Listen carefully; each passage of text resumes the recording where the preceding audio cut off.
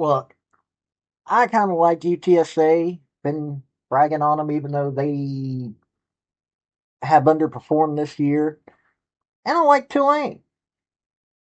They've got a good coaching staff, good coaching environment, good environment there at Tulane, from all I've heard. And Retzlaff is one of those quarterbacks that pretty interesting. I'm looking at this game, this Tulane UTSA Roadrunners game, and I'm going to tell you something. While it should be a Tulane game, I'm thinking that this could be an upset. So we're going to take a look at the numbers. Tulane's been underperforming on the offensive side this year. Now, the defense for UTSA hasn't been all that well done this year. But I'm looking at these two teams and I'm going, they're kind of similar defenses. Offenses, you'd be surprised at what you're looking at here. So it's going to be an interesting matchup. If you're a UTSA fan, you need to make it to that stadium. This is no joke. UTSA UTSA under Jeff Traylor has been an amazing team. The AlamoDome is one of the best places to watch a football game. Let me tell you, it really is. And you know, they've got, they've still got to play Charlotte. They can turn the season around. They're 3-4 right now. Even though they've got Tulane, South Florida, East Carolina, they've got Charlotte and Army. Army's not a guarantee to win. Charlotte, though, pretty much is. But East Carolina, South Florida, and Tulane, and they got East Carolina at home. But they do have to go to the Bay to South Florida. Army's a home game. This could be an interesting season. And what they do against Tulane could mark what they do.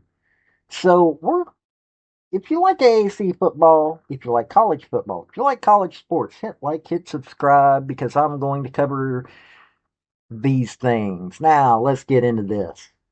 Hey folks, this is Paul with Redneck Sports. I want to thank you for viewing my video, and I want to give you one thought process.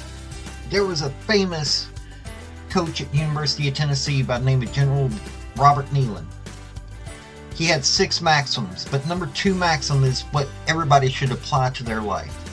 Play for and make the breaks. When one comes your way, score. That's how to live your life right there. Now, Tulane's visiting, so we're going to cover them first. Jake Retzlaff is 116 of 190, 1,428 yards through the air, but he's only got 6 touchdown passes.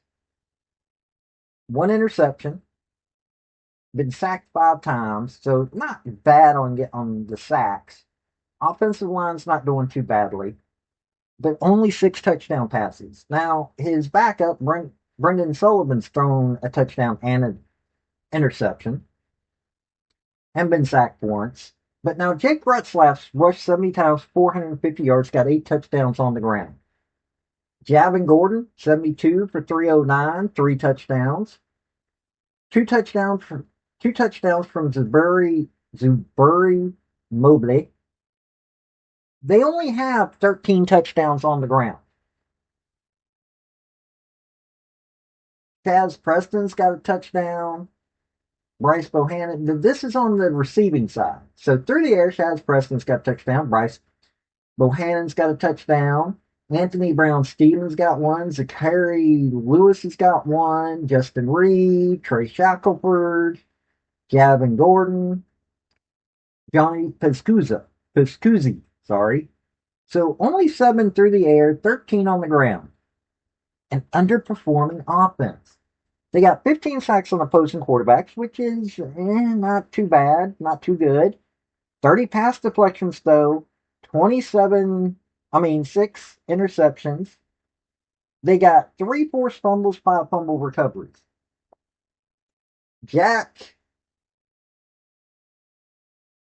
Okay, I'm not going to try to mispronounce this dude's last name. Let's just say he's got 48 tackles, 1 sack, 2 pass deflections. And he's a safety. Think about that for a minute. What do I always say? Safe if you're getting into the secondary so much, and he has a sack, so you're relying on your safety to do a lot of things. Bailey Despani, another safety, is number 2 with 38 tackles, 3 pass deflections. Now, Dixon Agu has got 36 tackles, 1 pass deflection, 1 fumble recovery. Chris Rogers, 35 tackles, 1 sack. You're not. You notice what I'm saying here? They're getting into the secondary a little too much in that defense. Now penalties, they're 56 penalties, 570 yards or 507 yards. They got 72 yards per game on penalties, so they're very penalty prone.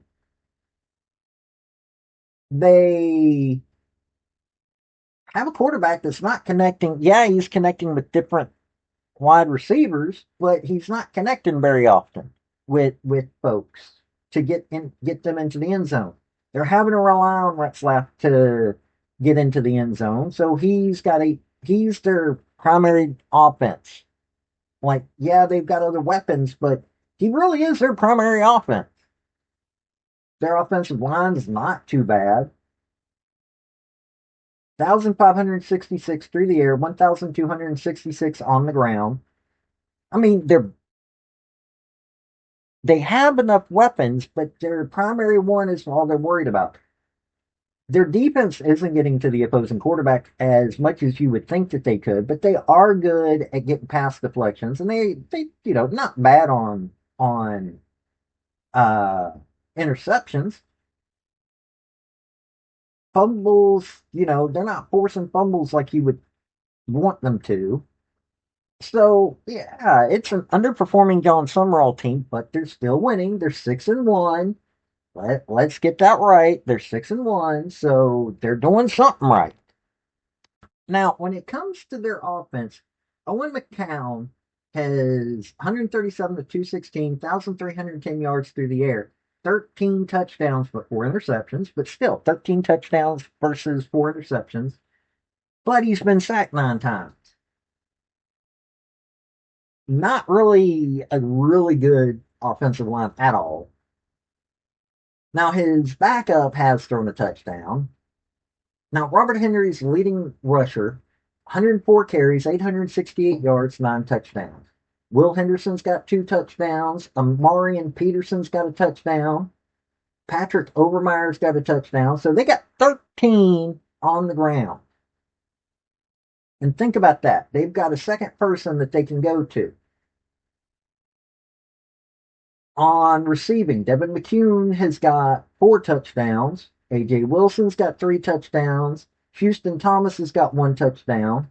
DJ Allen and Robert Henry both have 2 touchdowns. This is all receiving now, mind you.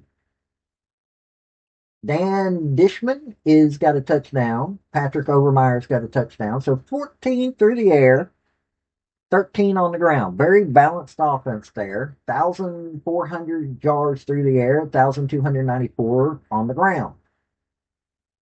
Now, they've got 13 sacks on opposing quarterbacks. Not, and seeing how they're going to be going up against a quarterback that's pretty mobile, that's not necessarily a good thing. 31 pass deflections, though. 4 interceptions, one of which got returned back. They got 5 forced fumbles, 3 fumble recoveries, so a little bit reversed from the other on that, but they got a decent secondary. Now, Shad Banks, the linebacker's got 45 tackles, 2 interceptions, 1 forced fumble, 2 fumble recoveries. Kendrick Blackshire's got 34 tackles, 1 sack, 1 pass deflection, 1 interception that he went back for 17 yards for a touchdown. Jimmy Wyrick's got 33 tackles, 5 pass deflections, 1 fumble recovery. So their defense, they got some dudes that they can rely on, even though they're not getting quite there when it comes to getting to the quarterback. But now penalties, they're also a little undisciplined. Total, they got 50 penalties, 456 yards. They're averaging 65 yards a game. So they also got to worry about the penalties. I'm looking at this very balanced offense. Very balanced offense. And while, yes, Robert Henry's taking most of the things on the ground, they've got other guys that they can go to. They got a wide receiver group and tight end group that is doing what they need to do, and they're getting yardage. So Owen McCown's got a lot of weapons, and he knows how to throw to the right people to get them into the end zone. But they also have a rushing, so they've got 27 total touchdowns plus one from their defense. So they know how to score. They just don't slow down the defense as much or the offense as much.